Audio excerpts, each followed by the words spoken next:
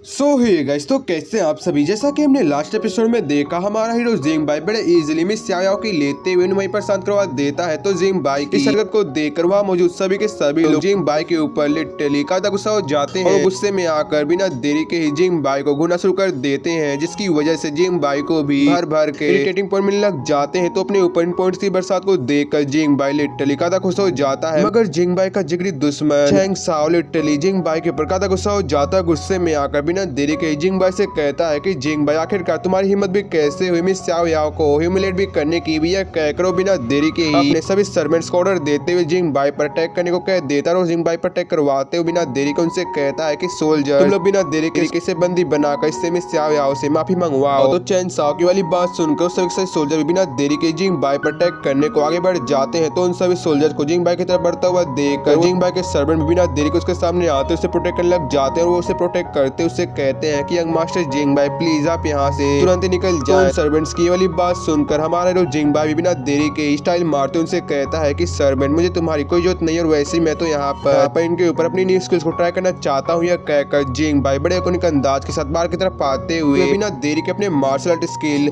Invincible flame का use करते उनके ऊपर एक शानदार अटैक करने को रेडी हो जाता है। मगर जिंग बाई जैसे अपने हाथों को आगे करता है वैसे उसके हाथों से धुआं निकलने लग जाता है। तो उस धुएं को देखकर चैंग साहब लिटरली का खुश हो जाता है और हंसते हुए जिंग बाई से कहता है कि हाँ यंग मास्टर जिंग बाई, तुम तो किसी फुसकी बॉम्ब की तरह बिल्कुल बेकार हो। तो आखिरकार तुम्हारी हिम्मत भी कैसे मिस xiao का मजाक भी उड़ाने की, यह कहकर जिंग बाई पर फिर से अटैक करने को बढ़ जाता है। तो चैन साओ को अटैकिंग पोजीशन में आता हुआ देखकर जिंग बाई बिना देरी के फिर से पीछे हटते अपने सोल्जर्स को आगे करते उनसे कहता है कि सोल्जर, जरा तुम लोग इन्हें संभालो क्योंकि मुझे अपनी ट्रेनिंग करनी है। कहकर जिंग बाई बिना देरी के अपने सिस्टम का यूज करते उसके पॉइंट्स को खुद में इन्वेस्ट करते अपनी पावर्स कंक्रीट करने लग जाता है। फिर देखते देखते जिंग बाई पूरी तरह से फाइटिंग के लिए रेडी हो जाता है। तो जिंग बाई को रेडी होता हुआ देखकर मिस xiao की सर्वेंट बिना देरी के बाहर की तरफ आते हुए चैन साओ से कहती है कि यंग मास्टर चैन साओ, आज आप इसे दिखाई दे कि यहाँ का असली बॉस कौन है। तो मिस xiao के सर्वेंट की वाली बात सुनकर चैन साओ का तो खुशी का ठिकाने नहीं रहता और काफी खुश होते बिना देरी के ही अपने सर्वेंट्स को ऑर्डर देते हुए जिंग बाई पर अटैक करवा देता है। तो चैन साओ की शर्त को देखकर जिंग बाई भी लिटरली का गुस्सा हो जाता है। गुस्से में आकर बिना देरी के बड़ी चालाकी से सर्वेंट के हाथों पे एक छोटा सा अटैक करते उसके हाथों से शॉर्ट हवा में उड़ा देता है और शॉर्ट सीधे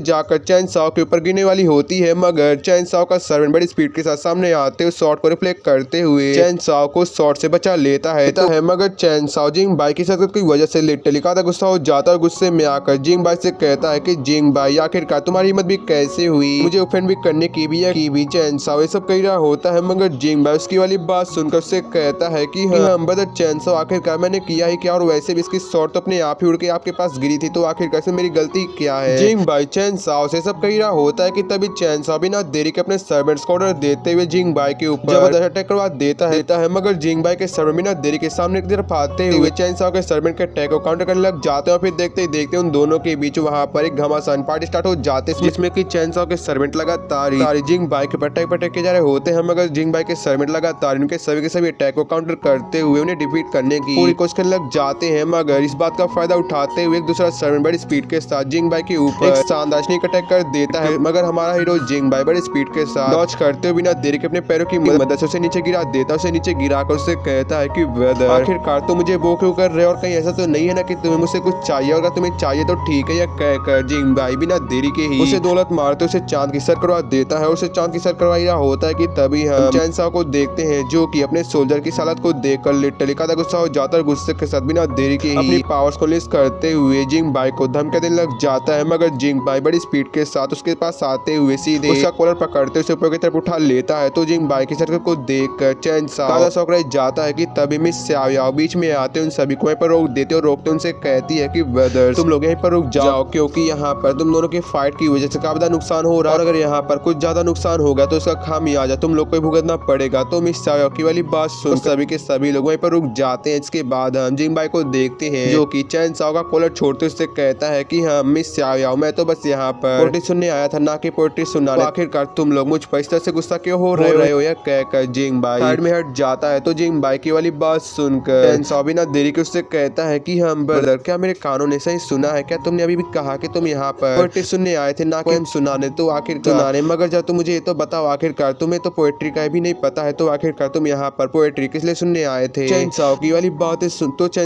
बात सुनकर जिंग बाई अपने मन में कहता है कि हम तो ये बात है तो ठीक है, मैं तुझे बताता हूँ पोएम किसे कहते हैं कहकर जिंग भाई बिना देरी के उससे कहता है कि हाँ माशा, अगर आपको यही लगता है कि मुझे पोएम नहीं आता है तो ठीक है, फिर अब मैं भी इस कंपटीशन में पार्टिसिपेट करूंगा। यह कहकर जिंग भाई बिना देरी के मिस स्याओ को एक पोएम सुनाने के लिए रेडी हो जाता है। जिंग भाई को रेडी होता हुआ देखकर चैन साओ लिटरली का गुस्सा हो जाता है। गुस्से के साथ अपने मन में कहता है कि हम आखिरकार मैंने ऐसा क्यों ही कहा। वो ये सब सोच ही रहा होता है कि तभी हम मिस स्याओ की सर्वेंट को देखते हैं जो कि बिना देरी के ही की तरफ आते हुए जिंग भाई से कहती है कि यंग मास्टर आप प्लीज अपने पोएम को स्टार्ट करें। तो सर्वेंट की वाली बात सुनकर जिंग भाई बिना देरी के अपने पास से ड्रिंक लेते उसे ड्रिंक करते हुए बिना देरी के ही मिस स्याओ की तरफ बढ़ने लग जाता है। तो जिंग भाई को मिस स्याओ की तरफ बढ़ता हुआ देखकर बिना देरी के उसे रोकते हुए कहता है कि जिंग भाई तुम आगे नहीं जा सकते हो। मगर जिंग भाई उसकी बातों को काटते बिना देरी अपने सर्वेंट्स को इशारे में कुछ कहता है और वो कहकर बिना देरी के आगे बढ़ जाता है और आगे बढ़ते हुए वहाँ पर अपनी पोएम को स्टार्ट कर देता है और अपनी पोएम को स्टार्ट कर और अपनी पोएम को सुनाते हुए बड़ी स्पीड के साथ धीरे धीरे बाहर आ जाता है और बाहर आकर उनसे कहता है कि मैं भी पोएम की रिस्पेक्ट करता हूँ। यह कहकर जिंग भाई बड़े स्पीड के साथ से भागते हुए निकल जाता है। इसके बाद हम वापस से मिस स्याओ को देखते हैं जो कि जिंग भाई की इस पोएम को सुनकर जिंग भाई से काफी इम्प्रेस हो जाते हो। इम्प्रेस होते हुए अपने सर्वेंट से कहती है कि सर्वेंट तुम इसके पोएम को कहीं पर लिख कर रख दो क्योंकि इसकी पोएम वाकई में काफी लाजवाब। मिस स्याओ जिंग भाई के पोएम के बारे में सब सोच ही रही होती है कि तभी से इनके साथ ही साथ वाला शानदार एपिसोड भी यहाँ पर समाप्त हो जाता है।